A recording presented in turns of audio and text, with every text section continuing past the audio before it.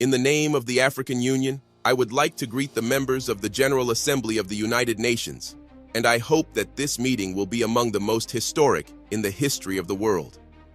In the name of the General Assembly at its 64th session, presided over by Libya of the African Union, of 1,000 traditional African kingdoms, and in my own name, I would like to take this opportunity, as President of the African Union, to congratulate our son Obama because he is attending the General Assembly, and we welcome him as his country is hosting this meeting.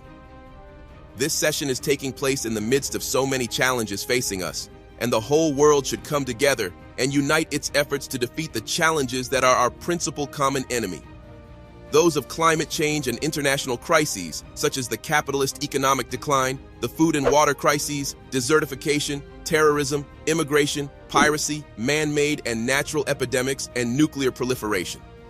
Perhaps influenza H1N1 was a virus created in a laboratory that got out of control, originally being meant as a military weapon. Such challenges also include hypocrisy, poverty, fear, materialism, and immorality. As is known, the United Nations was founded by 3 or 4 countries against Germany at the time. The United Nations was formed by the nations that joined together against Germany in the Second World War. Those countries formed a body called the Security Council, made its own countries permanent members, and granted them the power of veto. We were not present at that time. The United Nations was shaped in line with those 3 countries and wanted us to step into shoes originally designed against Germany. That is the real substance of the United Nations when it was founded over 60 years ago. That happened in the absence of some 165 countries at a ratio of 1 to 8. That is, 1 was present and 8 were absent. They created the Charter, of which I have a copy. If one reads the Charter of the United Nations, one finds that the preamble of the Charter differs from its articles. How did it come into existence? All those who attended the San Francisco Conference in 1945 participated in creating the preamble, but they left the articles and internal rules of procedures of the so-called Security Council to experts, specialists, and interested countries, which were those countries that had established the Security Council and had united against Germany. The preamble is very appealing, and no one objects to it, but all the provisions that follow it completely contradict the preamble. We reject such provisions, and we will never uphold them. They ended with the Second World War.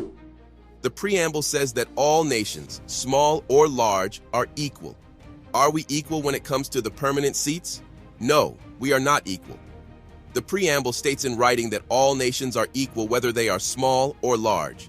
Do we have the right of veto? Are we equal? The preamble says that we have equal rights, whether we are large or small.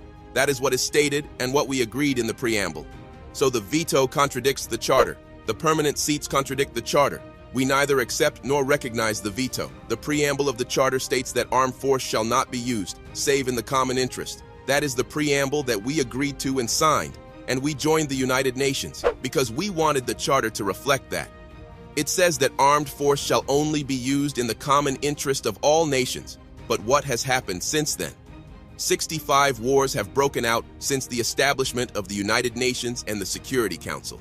65 since their creation, with millions more victims than in the Second World War. Are those wars and the aggression and force that were used in those 65 wars in the common interest of us all? No. They were in the interest of 1 or 3 or 4 countries, but not of all nations. We will talk about whether those wars were in the interest of 1 country or of all nations. That flagrantly contradicts the Charter of the United Nations that we signed, and unless we act in accordance with the Charter of the United Nations to which we agreed, we will reject it and not be afraid not to speak diplomatically to anyone. Now we are talking about the future of the United Nations. There should be no hypocrisy or diplomacy because it concerns the important and vital issue of the future of the world.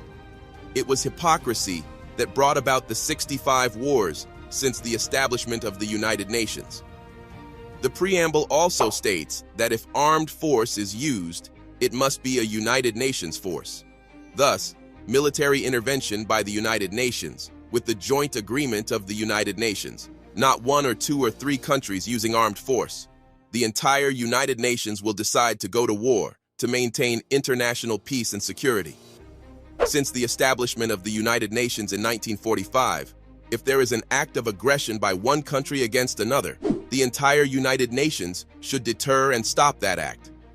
If a country, Libya for instance, were to exhibit aggression against France, then the entire organization would respond because France is a sovereign state member of the United Nations, and we all share the collective responsibility to protect the sovereignty of all nations. However, 65 aggressive wars have taken place without any United Nations action to prevent them. 8 other massive, fierce wars, whose victims number some 2 million, have been waged by member states that enjoy veto powers. Those countries that would have us believe they seek to maintain the sovereignty and independence of peoples actually use aggressive force against peoples. While we would like to believe that these countries want to work for peace and security in the world and protect peoples, they have instead resorted to aggressive wars and hostile behavior. Enjoying the veto they granted themselves as permanent members of the Security Council, they have initiated wars that have claimed millions of victims. The principle of non-interference in the internal affairs of states is enshrined in the Charter of the United Nations. No country, therefore, has the right to interfere in the affairs of any government, be it democratic or dictatorial, socialist or capitalist, reactionary or progressive. This is the responsibility of each society. It is an internal matter for the people of the country concerned. The senators of Rome once appointed their leader, Julius Caesar, as dictator because it was good for Rome at that time. No one can say of Rome at that time that it gave Caesar the veto. The veto is not mentioned in the charter. We joined the United Nations because we thought we were equals, only to find that one country can object to all the decisions we make. Who gave the permanent members their status in the Security Council? 4 of them granted this status to themselves. The only country that we in this assembly elected to permanent member status in the Security Council is China. This was done democratically, but the other seats were imposed upon us undemocratically through a dictatorial procedure carried out against our will, and we should not accept it. The Security Council reform we need is not an increase in the number of members, which would only make things worse. To use a common expression, if you add more water, you get more mud. It would add insult to injury. It would make things worse simply by adding more large countries to those that already enjoy membership of the Council. It would merely perpetuate the proliferation of superpowers. We therefore reject the addition of any more permanent seats. The solution is not to have more permanent seats, which would be very dangerous.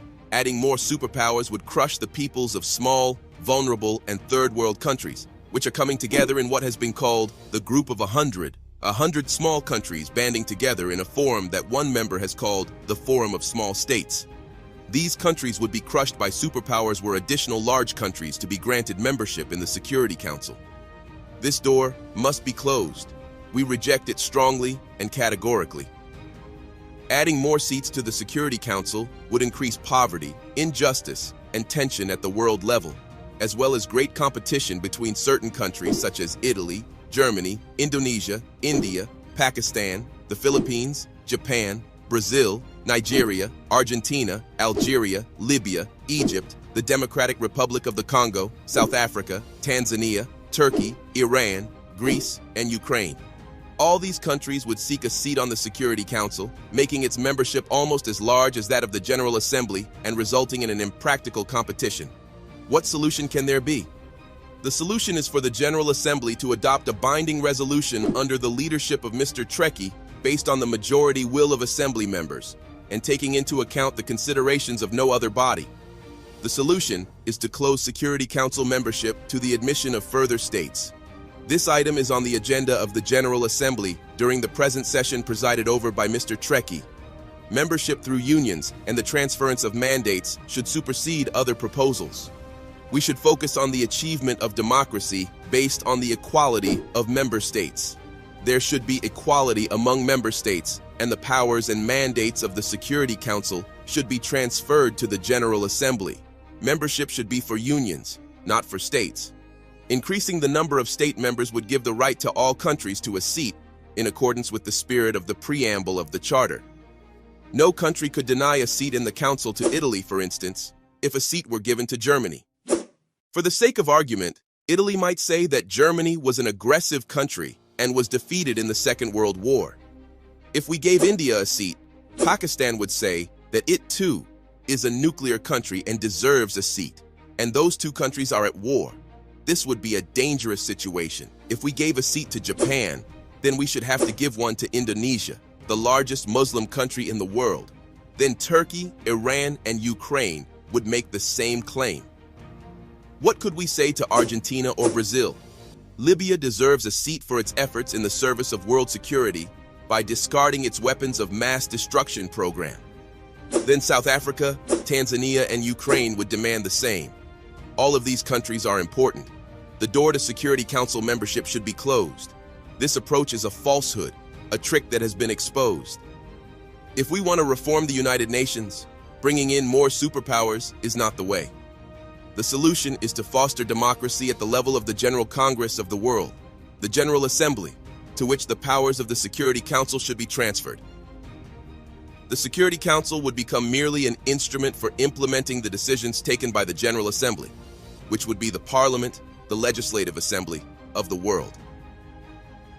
This assembly is our democratic forum, and the Security Council should be responsible before it. We should not accept the current situation. These are the legislators of the members of the United Nations, and their resolutions should be binding. It is said that the General Assembly should do whatever the Security Council recommends. On the contrary, the Security Council should do whatever the General Assembly decides. This is the United Nations, the assembly that includes 192 countries. It is not the Security Council, which includes only 15 of the member states. How can we be happy about global peace and security if the whole world is controlled by only 5 countries? We are 192 nations and countries, and we are like Speaker's Corner in London's Hyde Park. We just speak and nobody implements our decisions. We are mere decoration, without any real substance. We are Speaker's Corner, no more, no less. We just make speeches and then disappear. This is who you are right now. Once the Security Council becomes only an executive body for resolutions adopted by the General Assembly, there will be no competition for membership of the Council. Once the Security Council becomes a tool to implement General Assembly resolutions, there will be no need for any competition. The Security Council should, quite simply, represent all nations. In accordance with the proposal submitted to the General Assembly, there would be permanent seats on the Security Council for all unions and groups of countries. The 27 countries of the European Union should have a permanent seat on the Security Council. The countries of the African Union should have a permanent seat on the Security Council. The Latin American and ASEAN countries should have permanent seats. The Russian Federation and the United States of America are already permanent members of the Security Council. The Southern African Development Community, SADC, once it is fully established, should have a permanent seat. The 22 countries of the Arab League should have a permanent seat. The 57 countries of the Islamic Conference should have a permanent seat. The 118 countries of the non-aligned movement should have a permanent seat. Then there is the G100. Perhaps the small countries should also have a permanent seat. Countries not included in the unions that I have mentioned could perhaps be assigned a permanent seat, to be occupied by them in rotation every 6 or 12 months.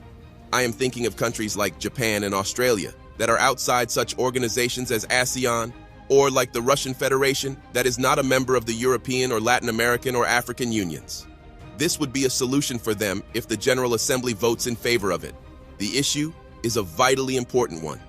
As has already been mentioned, the General Assembly is the Congress and Parliament of the world, the leader of the world. We are the nations, and anyone outside this General Assembly will not be recognized. The President of the Assembly, Mr. Ali Abdusalam Treki, and Secretary General Ban Ki-moon will produce the legal draft and set up the necessary committees to submit this proposal to a vote. That from now on, the Security Council will be made up of unions of nations. In this way, we will have justice and democracy, and we will no longer have a Security Council consisting of countries which have been chosen because they have nuclear weapons, large economies, or advanced technology. That is terrorism. We cannot allow the Security Council to be run by superpowers. That is terrorism in and of itself. If we want a world that is united, safe, and peaceful, this is what we should do. If we want to remain in a world at war, that is up to you. We will continue to have conflict and to fight until doomsday or the end of the world. All Security Council members should have the right to exercise the veto, or else we should eliminate the whole concept of the veto with this new formation of the Council. This would be a real Security Council. According to the new proposals submitted to the General Assembly, it will be an executive council under the control of the General Assembly, which will have the real power and make all the rules. In this way, all countries will be on an equal footing in the Security Council, just as they are in the General Assembly. In the General Assembly, we are all treated equally when it comes to membership and voting. It should be the same in the Security Council. Currently, one country has a veto, another country does not have a veto. One country has a permanent seat, another country does not have a permanent seat. We should not accept this, nor should we accept any resolution adopted by the Security Council in its current composition. We were under trusteeship, we were colonized, and now we are independent. We are here today to decide the future of the world in a democratic way that will maintain the peace and security of all nations, large and small, as equals. Otherwise, it is terrorism, for terrorism is not just al-Qaeda, but can also take other forms. We should be guided by the majority of the votes in the General Assembly alone. If the General Assembly takes a decision by voting, then its wishes should be obeyed and its decision should be enforced. No one is above the General Assembly. Anyone who says he is above the Assembly should leave the United Nations and be on his own. Democracy is not for the rich or the most powerful or for those who practice terrorism. All nations should be and should be seen to be on an equal footing. At present, the Security Council is security feudalism, political feudalism for those with permanent seats, protected by them and used against us. It should be called not the Security Council, but the Terror Council. In our political life, if they need to use the Security Council against us, they turn to the Security Council. If they have no need to use it against us, they ignore the Security Council. If they have an interest to promote, an axe to grind, they respect and glorify the Charter of the United Nations. They turn to Chapter 7 of the Charter and use it against poor nations. If, however, they wish to violate the Charter, they would ignore it as if it did not exist at all. If the veto of the permanent members of the Security Council is given to those who have the power, this is injustice and terrorism and should not be tolerated by us. We should not live in the shadow of this injustice and terror. Superpowers have complicated global interests, and they use the veto to protect those interests. For example, in the Security Council, they use the power of the United Nations to protect their interests and to terrorize and intimidate the Third World, causing it to live under the shadow of terror. From the beginning, since it was established in 1945, the Security Council has failed to provide security. On the contrary, it has provided terror and sanctions. It is only used against us. For this reason, we will no longer be committed to implementing Security Council resolutions after this speech, which marks the 40th anniversary. 65 wars have broken out, either fighting among small countries or wars of aggression waged against us by superpowers. The Security Council, in clear violation of the Charter of the United Nations, failed to take action to stop these wars or acts of aggressions against small nations and peoples. The General Assembly will vote on a number of historic proposals. Either we act as one, or we will fragment.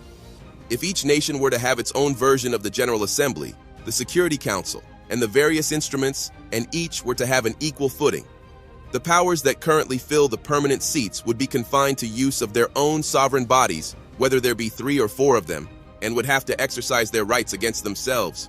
This is of no concern to us. If they want to keep their permanent seats, that is fine.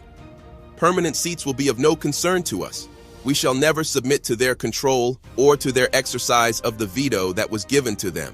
We are not so foolish as to give the right of veto to the superpowers to use so they can treat us as second-class citizens and as outcast nations. It is not we who decided that those countries are the superpowers and respected nations with the power to act on behalf of 192 countries. You should be fully aware that we are ignoring the Security Council resolutions because those resolutions are used solely against us and not against the superpowers, which have the permanent seats and the right of veto.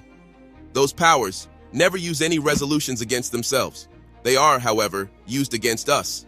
Such use has turned the United Nations into a travesty of itself and has generated wars and violations of the sovereignty of independent states. It has led to war crimes and genocides.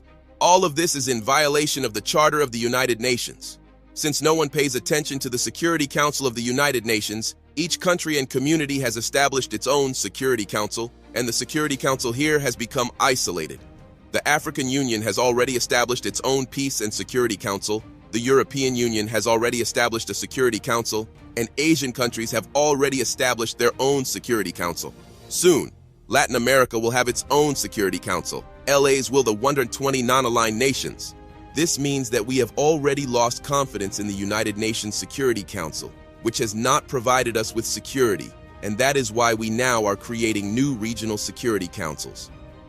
We are not committed to obeying the rules or the resolutions of the United Nations Security Council in its present form because it is undemocratic, dictatorial, and unjust. No one can force us to join the Security Council or to obey or comply with resolutions or orders given by the Security Council in its present composition. Furthermore, there is no respect for the United Nations and no regard for the General Assembly, which is actually the true United Nations, but whose resolutions are non-binding. The decisions of the International Court of Justice, the international judicial body, take aim only at small countries and third world nations. Powerful countries escape the notice of the court. Or, if judicial decisions are taken against these powerful countries, they are not enforced. The International Atomic Energy Agency, IAEA, is an important agency within the United Nations. Powerful countries, however, are not accountable to it or under its jurisdiction. We have discovered that the IAEA is used only against us. We are told that it is an international organization, but if that is the case, then all the countries of the world should be under its jurisdiction. If it is not truly international, then right after this speech we should no longer accept it and should close it down. Mr. Trekkie, in his capacity as President of the General Assembly, should talk to the Director General of the IAEA, Mr. El-Baradi, and should ask him if he is prepared to verify nuclear energy storage in all countries and inspect all suspected increases. If he says yes, then we accept the agency's jurisdiction. But if he says that he cannot go into certain countries that have nuclear power and that he does not have any jurisdiction over them, then we should close the agency down and not submit to its jurisdiction. For your information, I called Mr. El-Baradi when we had the problem of the Libyan nuclear bomb. I called Mr. El-Baradi and asked him if the agreements by the superpowers to reduce nuclear supplies were subject to agency control and under inspection, and whether he was aware of any increases in their activity. He told me that he was not in a position to ask the superpowers to be inspected. So, is the agency only inspecting us? If so, it does not qualify as an international organization since it is selective, just like the Security Council and the International Court of Justice. This is not equitable, nor is it the United Nations. We totally reject this situation. Regarding Africa, Mr. President, whether the United Nations is reformed or not, and even before a vote is taken on any proposals of a historic nature, Africa should be given a permanent seat on the Security Council now, having already waited too long. Leaving aside United Nations reform, we can certainly say that Africa was colonized, isolated, and persecuted, and its rights usurped. Its people were enslaved and treated like animals, and its territory was colonized and placed under trusteeship. The countries of the African Union deserve a permanent seat. This is a debt from the past that has to be paid and has nothing to do with United Nations reform. It is a priority matter and is high on the agenda of the General Assembly. No one can say that the African Union does not deserve a permanent seat. Who can argue with this proposal? I challenge anyone to make a case against it. Where is the proof that the African Union or the African continent does not deserve a permanent seat? No one can possibly deny this. Another matter that should be voted on in the General Assembly is that of compensation for countries that were colonized, so as to prevent the colonization of a continent, the usurpation of its rights, and the pillaging of its wealth from happening again. Why are Africans going to Europe? Why are Asians going to Europe? Why are Latin Americans going to Europe? It is because Europe colonized those peoples and stole the material and human resources of Africa, Asia, and Latin America, the oil, minerals, uranium, gold and diamonds, the fruit, vegetables and livestock, and the people, and used them. Now, new generations of Asians, Latin Americans, and Africans are seeking to reclaim that stolen wealth, as they have the right to do. At the Libyan border, I recently stopped 1,000 African migrants headed for Europe. I asked them why they were going there. They told me it was to take back their stolen wealth, that they would not be leaving otherwise. Who can restore the wealth that was taken from us? If you decide to restore all of this wealth, There will be no more immigration from the Philippines, Latin America, Mauritius, and India. Let us have the wealth that was stolen from us. Africa deserves 777 trillion in compensation from the countries that colonized it. Africans will demand that amount, and if you do not give it to them, they will go to where you have taken those trillions of dollars. They have the right to do so. They have to follow that money and to bring it back. Why is there no Libyan immigration to Italy, even though Libya is so close by? Italy owed compensation to the Libyan people. It accepted that fact and signed an agreement with Libya, which was adopted by both the Italian and Libyan parliaments. Italy admitted that its colonization of Libya was wrong and should never be repeated, and it promised not to attack the Libyan people by land, air, or sea. Italy also agreed to provide Libya with $250 million a year in compensation over the next 20 years and to build a hospital for Libyans maimed as a result of the mines planted in Libyan territory during the Second World War. Italy apologized and promised that it would never again occupy the territory of another country. Italy, which was a kingdom during the fascist regime and has made rich contributions to civilization, should be commended for this achievement, together with Prime Minister Berlusconi and his predecessor, who made their own contributions in that regard. Why is the Third World demanding compensation? So that there will be no more colonization, so that large and powerful countries will not colonize, knowing that they will have to pay compensation. Colonization should be punished. The countries that harmed other peoples during the colonial era should pay compensation for the damage and suffering inflicted under their colonial rule. There is another point that I would like to make. However, before doing so, and addressing a somewhat sensitive issue, I should like to make an aside. We Africans are happy and proud indeed that a son of Africa is now President of the United States of America. That is a historic event. Now, in a country where blacks once could not mingle with whites, in cafes or restaurants, or sit next to them on a bus, the American people have elected as their president a young black man, Mr. Obama, of Kenyan heritage. That is a wonderful thing, and we are proud. It marks the beginning of a change. However, as far as I am concerned, Obama is a temporary relief for the next 4 or 8 years. I'm afraid that we may then go back to square one. No one can guarantee how America will be governed after Obama. We would be content if Obama could remain President of the United States of America forever. The statement that he just made shows that he is completely different from any American president that we have seen. American presidents used to threaten us with all manner of weapons, saying that they would send us Desert Storm, grapes of wrath, rolling thunder, and poisonous roses for Libyan children. That was their approach. American presidents used to threaten us with operations such as Rolling Thunder, sent to Vietnam, Desert Storm, sent to Iraq, Musketeer, sent to Egypt in 1956, even though America opposed it, and the poisonous roses visited upon Libyan children by Reagan. Can you imagine? One would have thought that presidents of a large country with a permanent seat on the Security Council and the right of veto would have protected us and sent us peace. And what did we get instead? Laser-guided bombs carried to us on F-111 aircraft. This was their approach. We will lead the world, whether you like it or not, and will punish anyone who opposes us. What our son Obama said today is completely different. He made a serious appeal for nuclear disarmament, which we applaud. He also said that America alone could not solve the problems facing us and that the entire world should come together to do so. He said that we must do more than we are doing now, which is making speeches. We agree with that and applaud it. He said that we had come to the United Nations to talk against one another. It is true that when we come here, we should communicate with one another on an equal footing. And he said that democracy should not be imposed from outside. Until recently, American presidents have said that democracy should be imposed on Iraq and other countries. He said that this was an internal affair. He spoke truly when he said that democracy cannot be imposed from outside. So we have to be cautious. Before I make these sensitive remarks, I note that the whole world has so many polarities.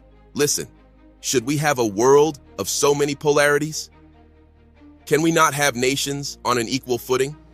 Let us have an answer. Does anyone have an answer as to whether it is better to have a world of so many polarities? Why can we not have equal standing? Should we have patriarchs? Should we have popes? Should we have gods? Why should we have a world of so many polarities? We reject such a world and call for a world where big and small are equal. The other sensitive point is the headquarters of the United Nations. Can I have your attention, please? All of you came across the Atlantic Ocean, the Pacific Ocean, crossing the Asian continent or the African continent to reach this place. Why? Is this Jerusalem? Is this the Vatican? Is this Mecca? All of you are tired, have jet lag, have sleepless nights. You are very tired, very low, physically. Somebody just arrived now, flying 20 hours. Then we want him to make a speech and talk about this. All of you are asleep, all of you are tired. It is clear that all of you are lacking energy because of having to make a long journey. Why do we do that? Some of our countries are in nighttime and people are asleep. Now you should be asleep because your biological clock, your biological mind, is accustomed to be asleep at this time. I wake up at 4 o'clock New York time, before dawn, because in Libya it is 11 in the morning. When I wake up at 11 o'clock, it is supposed to be datum. At 4 o'clock, I am awake. Why? Think about it. If this was decided in 1945, should we still retain it? Why can we not think about a place that is in the middle, that is comfortable? Another important point is that America, the host country, bears the expenses and looks after the headquarters and diplomatic missions and looks after the peace and security of the heads of state who come here. They are very strict. They spend a lot of money, New York and all of America being very tight. I want to relieve America of this hardship. We should thank America. We say to America, thank you for all the trouble that you have taken on yourself. We say thank you to America. We want to help reassure America and New York and keep them calm. They should not have the responsibility of looking after security. Perhaps someday a terrorist could cause an explosion or bomb a president. This place is targeted by Al-Qaeda. This very building. Why was it not hit on 11 September? It was beyond their power. The next target would be this place. I am not saying this in an offhand manner. We have tens of members of Al-Qaeda detained in Libyan prisons. Their confessions are very scary. That makes America live under tension. One never knows what will happen. Perhaps America or this place will be targeted again by a rocket. Perhaps tens of heads of state will die. We want to relieve America from this worry. We shall take the place to where it is not targeted. Now, after 50 years, United Nations headquarters should be taken to another part of the hemisphere. After 50 years in the Western Hemisphere, for the next 50 years it should be in the Eastern Hemisphere or in the Middle Hemisphere, by rotation. Now, with 64 years, we have an extra 14 years over the 50 that headquarters should have been moved to somewhere else. This is not an insult to America. It is a service to America. We should thank America. This was possible in 1945, but we should not accept it now. Of course, this should be put to the vote in the General Assembly, only in the Assembly, because in Section 23 of the Headquarters Agreement, it says that the United Nations headquarters can be moved to another location only by a resolution of the General Assembly. If 51% of the Assembly approves relocation of headquarters, then it can be moved. America has the right to make security tight because it is targeted by terrorists and by Al-Qaeda. America has the right to take all security measures. We are not blaming America for that. However, we do not tolerate these measures. We do not have to come to New York and be subjected to all these measures. One president told me that he was told that his co-pilot should not come to America because there are restrictions. He asked how he could cross the Atlantic without a co-pilot. Why? He does not have to come here. Another president complained that his honor guard could not come because there was some misunderstanding regarding his name when it came to granting a visa. Another president said his own doctor could not get a visa and could not come to America. The security measures are very strict. If a country has any problem with America, they will set up restrictions on the movements of member delegations, as if one is in Guantanamo. Is this a member state of the United Nations, or is it a prisoner in the Guantanamo camp that cannot be allowed free movement? This is what is submitted to the General Assembly for a vote. Moving the headquarters. If 51% agree, then we come to the second vote, to the middle of the globe or to the eastern part. If we say that we must move the headquarters to the middle of the hemisphere, why do we not move to Sirte or Vienna? One can come even without a visa. Once you come as a president, Libya is a secure country. We are not going to restrict you to 100 or 500 meters. Libya has no hostile actions against anybody. I think the same holds true of Vienna. If the vote says we should move headquarters to the eastern part, then it will be Delhi or Beijing. the capital of China or the capital of India? That is logical, my brothers. I do not think there will be any objection to that. Then you will thank me for this proposal, for eliminating the suffering and the trouble of flying 14, 15, or 20 hours to come here. No one can blame America or say that America will reduce its contributions to the United Nations. No one should have that bad thought. America, I am sure, is committed to its international obligations. America will not be angry. It will thank you for alleviating its hardship, for taking on all that hardship and all the restrictions, even though this place is targeted by terrorists. We come now to the issues that will be considered by the General Assembly. We are about to put the United Nations on trial. The old organization will be finished and a new one will emerge. This is not a normal gathering. Even son Obama said that this is not a normal gathering. It is a historic meeting. The wars that took place after the establishment of the United Nations, why did they occur? Where was the Security Council? Where was the Charter? Where was the United Nations? There should be investigations and judicial intervention. Why have there been massacres? We can start with the Korean War, because it took place after the establishment of the United Nations. How did a war break out and cause millions of victims? Nuclear weapons could have been used in that war. Those who are responsible for causing the war should be tried and should pay compensation and damages. Then we come to the Suez Canal War of 1956. That file should be opened wide. 3 countries with permanent seats on the Security Council and with the right of veto in the Council attacked a member state of this General Assembly. A country that was a sovereign state, Egypt, was attacked. Its army was destroyed. Thousands of Egyptians were killed and many Egyptian towns and entities were destroyed, all because Egypt wanted to nationalize the Suez Canal.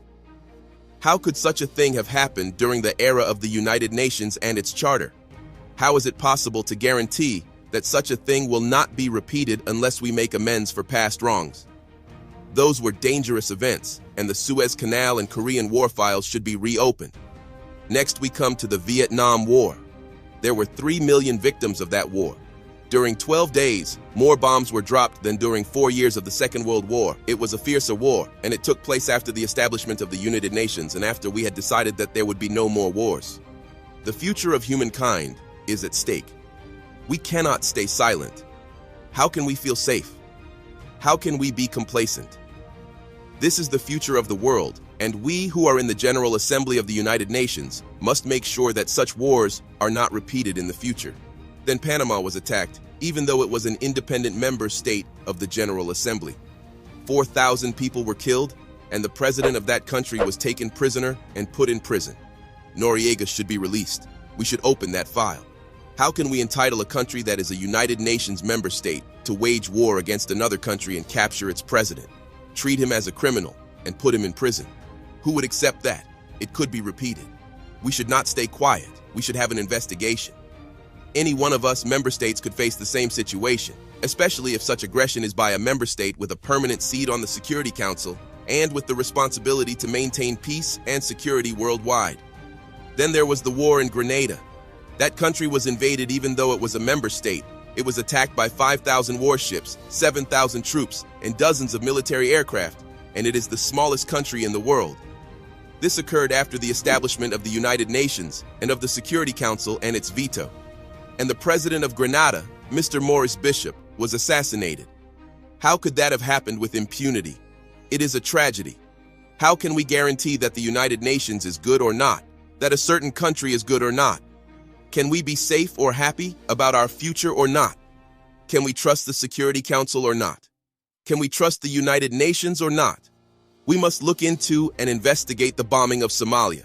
Somalia is a United Nations member state. It is an independent country under the rule of IDID. We want an investigation. Why did that happen? Who allowed it to happen? Who gave the green light for that country to be attacked? Then there is the former Yugoslavia. No country was as peaceful as Yugoslavia, constructed step by step and piece by piece after being destroyed by Hitler. We destroyed it as if we were doing the same job as Hitler. Tito built that peaceful country step by step and brick by brick, and then we arrived and broke it apart for imperialistic personal interests. How can we be complacent about that? Why can we not be satisfied? If a peaceful country like Yugoslavia faced such a tragedy, the General Assembly should have an investigation and should decide who should be tried before the International Criminal Court. Then we have the war in Iraq, the mother of all evils. The United Nations should also investigate that. The General Assembly, presided over by Mr. Trekkie, should investigate that. The invasion of Iraq was a violation of the United Nations Charter. It was done without any justification by superpowers with permanent seats on the Security Council. Iraq is an independent country and a member state of the General Assembly. How could those countries attack Iraq? As provided for in the Charter, the United Nations should have intervened and stopped the attack. We spoke in the General Assembly and urged it to use the Charter to stop that attack. We were against the invasion of Kuwait, and the Arab countries fought Iraq alongside foreign countries in the name of the United Nations Charter. In the first instance, the Charter was respected. The second time, when we wanted to use the Charter to stop the war against Iraq, no one used it, and that document was ignored. Why did that occur? Mr. Trekkie and the General Assembly should investigate to determine whether there was any reason at all to invade Iraq, because the reasons for that attack remain mysterious and ambiguous, and we might face the same destiny. Why was Iraq invaded? The invasion itself was a serious violation of the United Nations Charter, and it was wrong. There was also a total massacre or genocide. More than 1.5 million Iraqis were killed. We want to bring the Iraqi file before the International Criminal Court, ICC, and we want those who committed mass murder against the Iraqi people to be tried. It is easy for Charles Taylor to be tried, or for Bashir to be tried, or for Noriega to be tried. That is an easy job. Yes, but what about those who have committed mass murder against the Iraqis? They cannot be tried. They cannot go before the ICC. If the court is unable to accommodate us, then we should not accept it. Either it is meant for all of us, large or small, or we should not accept it and should reject it. Anyone who commits a war crime can be tried, but we are not livestock or animals like those that are slaughtered for the Eid. We have the right to live, and we are ready to fight and to defend ourselves. We have the right to live in dignity under the sun and on earth. They have already tested us, and we have withstood the test. There are other things as well. Why is it that Iraqi prisoners of war can be sentenced to death? When Iraq was invaded and the president of Iraq was taken, he was a prisoner of war. He should not have been tried. He should not have been hanged. When the war was over, he should have been released. We want to know why a prisoner of war should have been tried. Who sentenced the president of Iraq to death? Is there an answer to that question? We know the identity of the judge who tried him. As to who tied the noose around the president's neck on the day of sacrifice and hanged him, those people wore masks. How could this have happened in a civilized world? These were prisoners of war of civilized countries under international law. How could government ministers and a head of state be sentenced to death and hanged? Were those who tried them lawyers or members of a judicial system? Do you know what people are saying?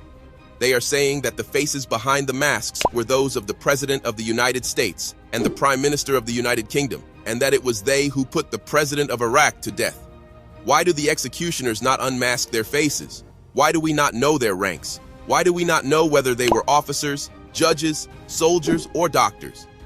How does it come about that the President of a state member of the United Nations was sentenced to death and killed? We do not know the identity of the executioners. The United Nations is duty-bound to answer these questions. Who carried out the death sentence? They must have legal status and official responsibilities. We should know their identities, and we should know about the presence of a physician and the nature of all the legal proceedings. That would be true for an ordinary citizen, let alone for the president of a state member of the United Nations who was put to death in that manner. My third point on the Iraq War relates to Abu Ghraib. This was a disgrace to humankind. I know that the United States authorities will investigate this scandal, but the United Nations must not ignore it either. The General Assembly should investigate this matter. Prisoners of war held in Abu Ghraib prison were torturers, dogs were set on them, men were raped. This is unprecedented in the history of war. It was sodomy, and it was an unprecedented sin, never before committed by past aggressors or invaders. Prisoners of war are soldiers, but these were raped in prison by a state, a permanent member of the Security Council. This goes against civilization and humankind. We must not keep silent. We must know the facts. Even today, 250,000 Iraqi prisoners, men and women alike, remain in Abu Ghraib. They are being maltreated, persecuted, and raped. There must be an investigation. Turning to the war in Afghanistan, this too must be investigated. Why are we against the Taliban? Why are we against Afghanistan? Who are the Taliban? If the Taliban want a religious state, that is fine. Think of the Vatican. Does the Vatican pose a threat to us? No. It is a religious, very peaceful state. If the Taliban want to create an Islamic Emirate, who says that this makes them an enemy? Is anyone claiming that bin Laden is of the Taliban or that he is Afghan? Is bin Laden of the Taliban? No, he is not of the Taliban and he is not Afghan. Were the terrorists who hit New York City of the Taliban? Were they from Afghanistan? They were neither Taliban nor Afghan. Then, what was the reason for the wars in Iraq and in Afghanistan? If I truly wanted to deceive my American and British friends, I would encourage them to send more troops and I would encourage them to persist in this bloodbath, but they will never succeed in Iraq or Afghanistan. Look what happened to them in Iraq, which is a desert. It is even worse in mountainous Afghanistan. If I wanted to deceive them, I would tell them to continue the wars in Iraq and Afghanistan. But no, I want to save the citizens of the United States, the United Kingdom, and other countries who are fighting in Iraq and Afghanistan. So I tell them, leave Afghanistan to the Afghans. Leave Iraq to the Iraqis. If they want to fight each other, they are free to do so. America had its civil war, and no one interfered in it. There were civil wars in Spain, China, and countries all over the world. No place on earth has been free of civil wars. Let there be a civil war in Iraq. If the Iraqis want to have a civil war and fight each other, that is fine. Who says that if the Taliban form a government, they would possess intercontinental missiles or the kind of aeroplanes that hit New York? Did those aeroplanes take off